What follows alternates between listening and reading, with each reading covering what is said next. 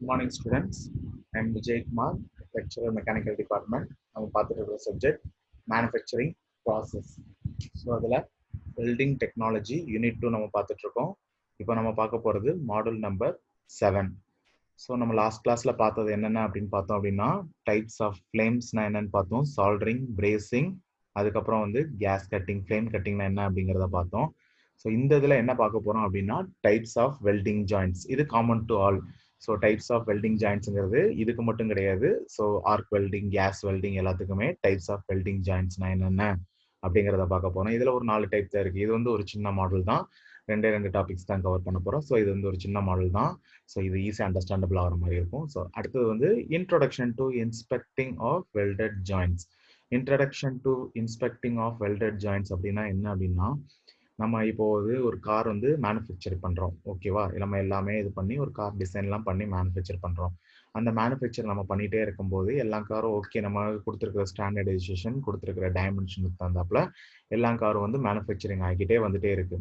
So ஏதாவது ஒரு கேஸில், ஏதாவது ஒரு கன்சிடரேஷனில் திடீர்னு வந்து என்ன ஆகுதுன்னா, ஒரு சர்டன் பீரியட்ல வந்து கரண்ட் வந்து கட் ஆகிட்டு திருப்பி வந்து என்ன ஆகுதுன்னா திருப்பியும் பண்ணுது, ஓகேவா? ஒரு நம்ம பார்த்ததுக்கு ஒரு எக்ஸாம்பிளுக்கு காருக்கு பெயிண்ட் அடிச்சிட்டு இருக்கோம். அது வந்து ஆட்டோமேட்டிக், நம்ம ரோபோட்டிக்ஸ் நம்ம ஃபர்ஸ்ட் செஷன்ல பார்த்தோம் இல்லையா?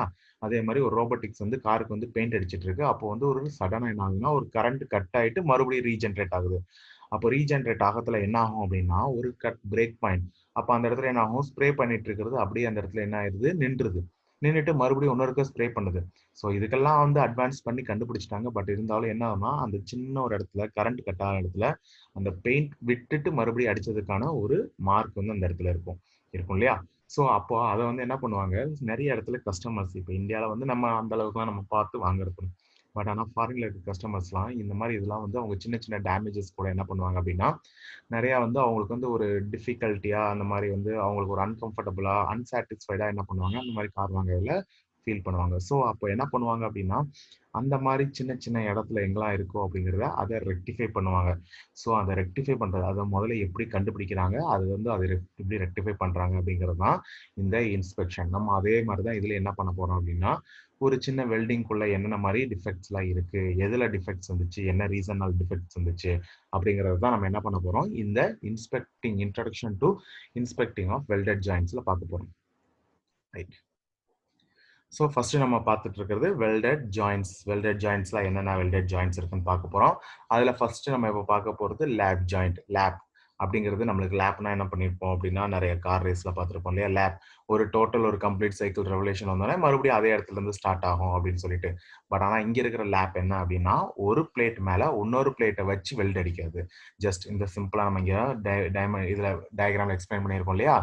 கீழே ஒரு பிளேட் இருக்கு, மேல ஒரு பிளேட் இருக்கு. ஸோ இந்த மேல இருக்கிற பிளேட்டை இந்த சென்டர்ல வச்சு இது மேல வச்சு வெல்ட் அடிக்கிறது. ஸோ அப்போ நம்ம இந்த இடத்துல இருந்து ஒரு மெட்டல் வந்து மெல்ட் பண்ணணும், அப்புறம் இங்க இருக்கிற கார்னர்ல இருக்கிற மெட்டல் மெல்ட் பண்ணணும். இது மெட்டல் மெல்ட் பண்ண ரெண்டுமே ஒட்டிக்கணும். ஸோ இதைத்தான் வந்து சிம்பிளா லேப் ஜாயிண்ட் அப்படின்னு சொல்லுவாங்க. ஸோ இதுல வந்து என்ன இருக்குன்னா, simple lab and single lab and double lab அப்படின்னு சொல்லிட்டு சொல்லுவாங்க. ஸோ டபுள் லேப் மேல வைக்கிறது இருக்கு, சிங்கிள் லேப் இருக்கு. ஸோ இதுல வந்து நான் சொன்ன மாதிரி ஒரு பிளேட்டோட எட்ஜ் வந்து வெல்ட் பண்ணாங்க, அனதர் பிளேட்டோட மேல இருக்கிற டாப் சர்ஃபேஸ் வந்து other surface of the plate வந்து இதுல வந்து வெல்ட் பண்ணுவாங்க.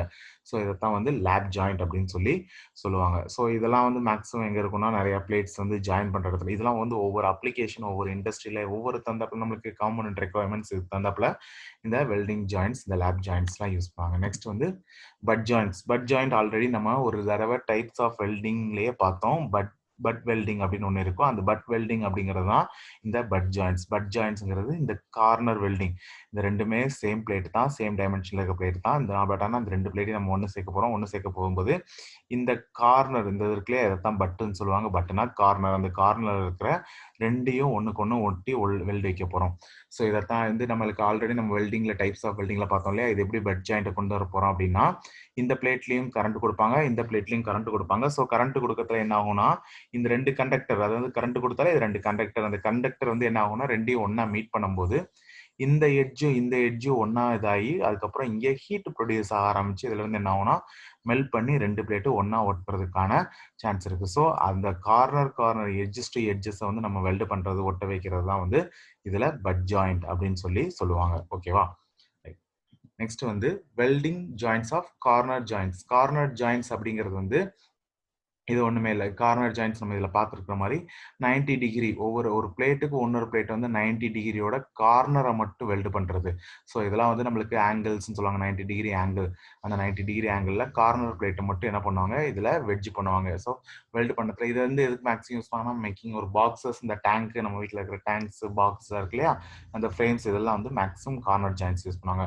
நம்ம இப்ப நெறைய இடத்துல கார்னர் ஜாயிண்ட்ஸ் யூஸ் பண்ணியும் நெறைய இடத்துல தான் இது பண்ணிட்டு இருக்காங்க. வெல்டிங் பண்ணிட்டு இருக்காங்க. ஸோ இதுல ரொம்ப கேர்ஃபுல்லா ஹேண்டில் பண்ணணும். ஏன்னா, அது வந்து கார்னர் இப்போ ஒரு இடத்துல நம்ம இருக்கோம் அப்படின்னா, நம்மளுக்கு எப்பயுமே அந்த கார்னர்ங்கிற ஒரு சப்போர்ட் இருக்கு அப்படிங்கிறதுனால தான் நம்ம இது பண்ணிட்டு இருப்போம். பட் ஆனா இந்த கார்னர் வந்து ஒரு அன்சாட்டிஸ்ஃபைடா இல்ல வெல்டிங் இந்த இடத்துல சரியா ஆகாம இருந்துச்சு அப்படின்னா, டேமேஜஸ் நெறைய இருக்கிறதுக்கான சான்ஸ் நெறைய இருக்கு. ஸோ கார்னர் ஜாயிண்ட்ஸ் எப்பவுமே வெல்ட் பண்ணதுல கொஞ்சம் அதிகமா கேர் எடுத்து வெல்ட் பண்ண ஆரம்பிக்கணும்.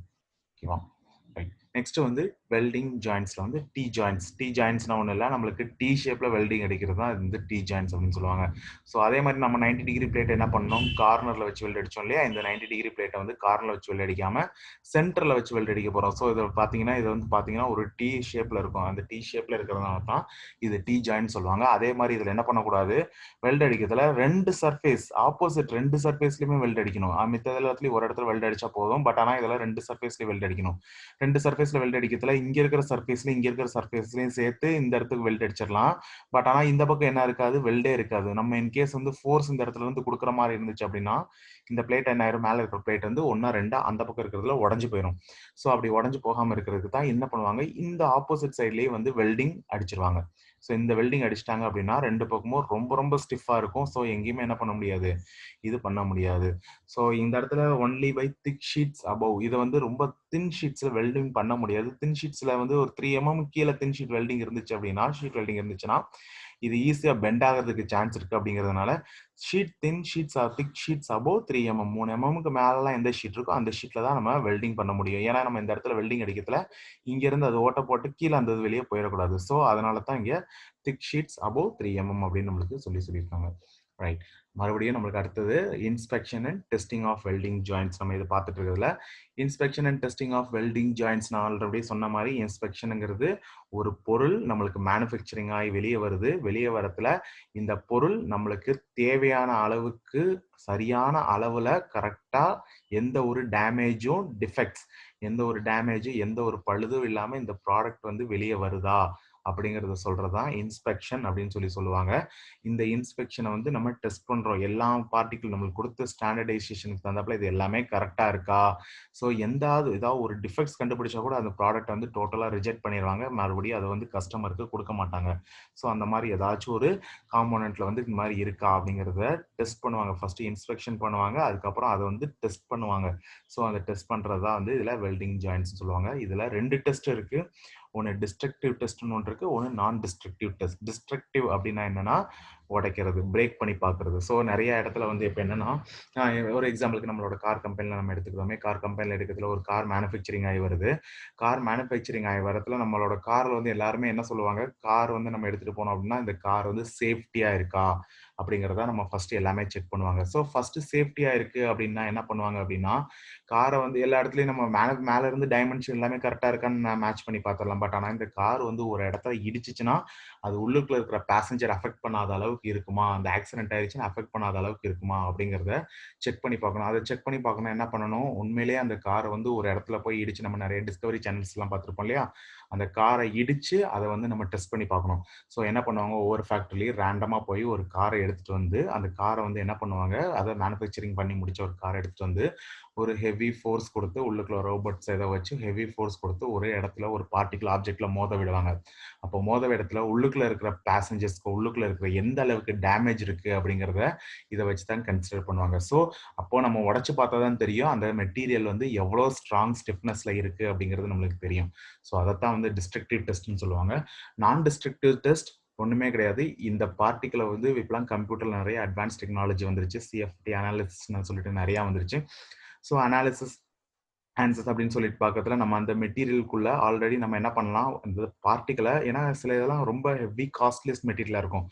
இப்போ வந்து அந்த இடத்துல நம்ம மெட்டீரியல் காஸ்ட்லியஸ்ட் மெட்டீரியல் நம்ம போய் உடைச்சோம்னா கிட்டத்தட்ட அதுவே லேக்ஸ் அண்ட் லேக்ஸ் கணக்கில் போகும். ஸோ அதை நம்ம உடைக்காம உள்ளுக்குள்ள வெறும் ஜென்ரலாக ஓப்பன் ஸ்கேன் அந்த இடத்துல ஸ்கேன் மாதிரி பண்ணியோ இல்லை வெறும் ஐடென்டிக்கல் டெஸ்ட் இந்த மாதிரி பண்ணியோ நம்ம உடைச்சு பார்க்காம நம்ம பண்ணுறது தான் வந்து நான் டிஸ்ட்ரக்டிவ் டெஸ்ட் அப்படின்னு சொல்லி சொல்லுவாங்க. ஸோ இது ரெண்டு என்னென்ன டைப்ஸ் இருக்குது அப்படிங்கிறத நம்ம நெக்ஸ்ட் மாடலில் பார்ப்போம். ஸோ அதுதான் வந்து அதில் தான் நம்மளுக்கு என்னென்ன டெஸ்ட்ஸ் இருக்குது அப்படிங்கிறது தெரியும். ஸோ நம்ம இந்த டாபிக்ஸில் செஷனில் கவர் பண்ணுறது வந்து டைப்ஸ் ஆஃப் வெல்டட் ஜாயின்ட்ஸ்னா என்ன, இன்ஸ்பெக்ஷன்னா என்ன, இன்ஸ்பெக்டிங் ஆஃப் வெல்டிங் ஜாயின்ட்ஸ்லாம் என்ன அப்படிங்கிறத நம்ம பார்த்துருக்கோம். ஸோ நம்ம ஃபர்தர் கிளாஸஸில் அடுத்து என்ன இருக்குது அப்படிங்கிறத இதோட சேர்ந்து பார்க்கலாம்.